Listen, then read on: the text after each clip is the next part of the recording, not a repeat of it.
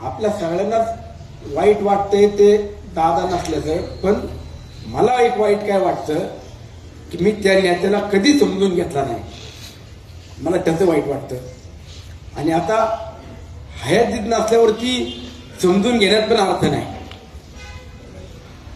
हयातीत असल्यावरती समजून घेणं किंवा आपण ऐकणं हा भाग वेगळा आहे, नसल्यावरती आता काय समजून घेऊन उपयोगी. मग त्या दिवशी बारामतीहून निघताना अंत्यविधी झाल्यावरती तेच दुःख होतं की आता मी माझ्या मावळातल्या लोकांना काय सांगणार, आणि मी दादांसाठी काय केलं. काहीच मागत नव्हते, फक्त मला म्हणायचे अरे सुनील ते इंद्रायणी भात आहे का, तांदूळ असेल तर पाठव रे.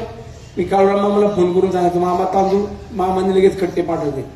6 वर्षात फक्त तांदळाच्या पलीकडं अजित दादाला सुनील केलं काहीच दिलं नाही, पण हजारो कोटी रुपये देऊन स्वतःच फलक घ्यायचे, स्वतःच बघायचे की याला जे पैसे दिल्यात त्याचं कुठपर्यंत काम आले, तो प्रोजेक्ट पुढे कशा काय अडचणीत का स्वतःच बघायचे.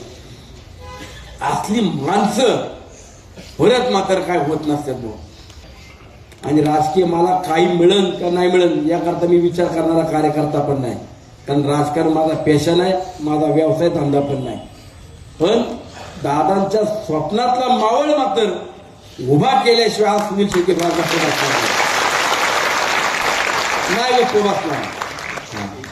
सांगितलं ना दादा तुम्हाला शोभल, तुम्हाला साजर असं काम असून करून दाखवीन.